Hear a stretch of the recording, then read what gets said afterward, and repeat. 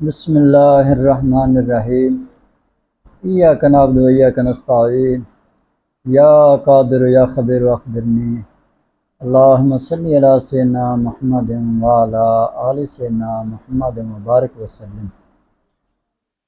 یہ آج کل کا جو مرض ہے نا، زیادہ تر جو لوگوں کو دیکھے گیا وہ بد ہضمی ہے، بد ہضمی۔ جس کو پوچھو، جس کو دیکھو پیٹ پکڑ کے بیٹھا ہوتا ہے۔ جس مریض کو دیکھو وہ کہتا ہے یار بڑی بد ہضمی ہو رہی ہے، آج کل کھٹے ڈکار آتے ہیں، گندے ڈکار آتے ہیں، کیا کریں حکیم صاحب، کچھ سمجھ نہیں آتی۔ تو میں نے سوچا چلو آج ایک آپ کو بہترین نسخہ بھی دے دوں اور ساتھ میں آپ کو غذا بھی بتا دوں۔ ایک تو آپ غذا اپنی چینج کریں، ٹھنڈی چیزیں جتنی آپ استعمال کر رہے ہیں وہ چھوڑ دیں۔ جتنی بھی ٹھنڈی چیزیں، چاہے وہ دودھ کی لسی ہے، جو بھی آپ چیزیں استعمال کر رہے ہیں وہ چھوڑ دیں۔ چیزیں آپ خشک گرم خشک چیزیں آپ استعمال کریں گے تو انشاءاللہ آپ کے بد ہضمی ختم ہو جائے گی۔ کرنا کیا ہے، کون سی گرم خشک چیزیں جو ہم استعمال کریں ہماری بد ہضمی ختم ہو جائے۔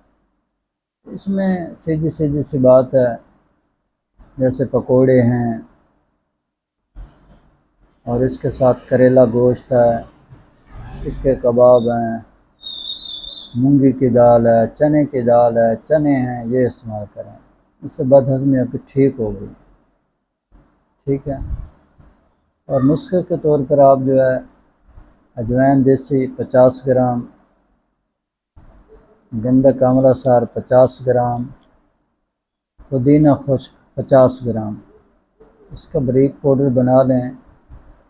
½ ٹی اسپون صبح و شام آپ نے اجوائن دیسی پودینے کے قہوے کے ساتھ استعمال کریں، اس سے آپ کے انشاءاللہ بد ہضمی کے مسائل بہت تیزی سے حل ہوں گے۔ اور اس کے ساتھ 2 جوارشیں ہیں، جیسے جوارش جالینوس، جوارش کمونی، یہ دونوں مکس کر لیں۔ ½ ٹی اسپون دوپہر کے وقت 12-1 بجے پانی کے ساتھ استعمال کریں۔ اللہ نے چاہا تو جتنی پرانی بد ہضمی ہے اور آپ علاج کروا کے تھک گئے ہیں، بڑے بڑے حکیموں کے پاس گئے ہیں، یہ نسخے آپ کی کایا پلٹ دیں گے، آپ کی زندگی بدل دیں گے اور آپ کی بد ہضمی ہمیشہ کے لیے ختم ہو جائے گی۔ ٹھیک ہے۔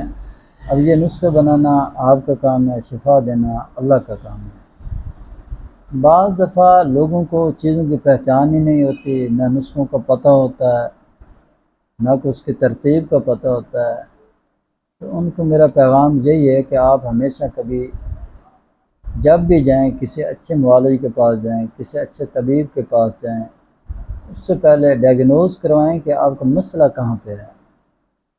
آپ کا مسئلہ اعصاب میں ہے، عضلات میں ہے، غدد میں، کہاں ہے، وہ چیک کر کے پھر اس کے مطابق آپ کو دوائی دے گا، جس سے آپ کا مرض ہمیشہ کے لیے ختم ہو جائے گا۔ نہیں تو پھر آپ چکر ہی لگاتے رہیں گے، ساری زندگی گھومتے رہیں گے، پھر شفا نام کی کوئی چیز ملتی نہیں ہے، پھر ہم پریشان ہو جاتے ہیں۔ اب اس پریشانی سے اگر میرے پیارے بچنا ہے تو پھر آپ کسی اچھے طبیب کو لازمی ملنا ہوگا۔ اب آپ کا مسئلہ 10 سال پرانا ہے، 5 سال پرانا ہے، 3 سال پرانا ہے، پھر آپ یہ کہیں کہ یہ جو حکیم صاحب نسخے بتائیں یہ میں فوری ٹھیک ہو جاؤں گا، ایسا نہیں ہے، پھر یہ لمبے عرصے تک استعمال کرنا پڑیں گے۔ بعد جب آپ دواخانے پہ جاتے ہیں تو حکیم جب آپ کے نبض کو دیکھتا ہے، آپ کا چیک اپ کرتا ہے، تو اسے پتہ چلتا ہے کہ آپ کا جو مرض ہے وہ اس وقت کہاں پہنچا ہوا ہے، آیا کہ وہ اعصاب میں ہے، عضلات میں ہے، غدد میں ہے، کہاں ہے، پھر وہ اسی کے مطابق علاج کرے گا، تو پھر انشاءاللہ تعالیٰ پہلی خوراک سے افاقہ ہونا شروع ہو جاتا ہے۔ بات کی سمجھ آ رہی ہے؟ تو اس لیے جو حکیم نسخے بتاتے ہیں ان پہ بھی تھوڑا سا غور کرنا چاہیے آپ لوگوں کو۔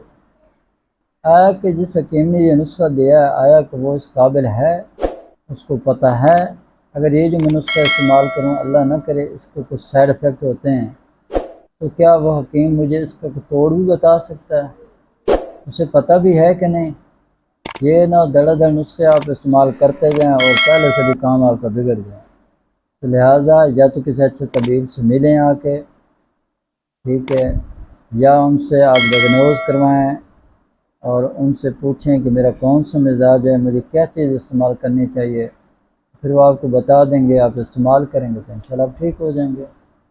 اس دعا کے ساتھ آپ سے اجازت چاہتا ہوں کہ اللہ کرے مجھے اور آپ کو، پوری دنیا کے تمام مسلمانوں کو صحت والی، سلامتی والی، عافیت والی، برکتوں والی، کامیابی والی لمبی زندگی عطا فرمائے، آمین۔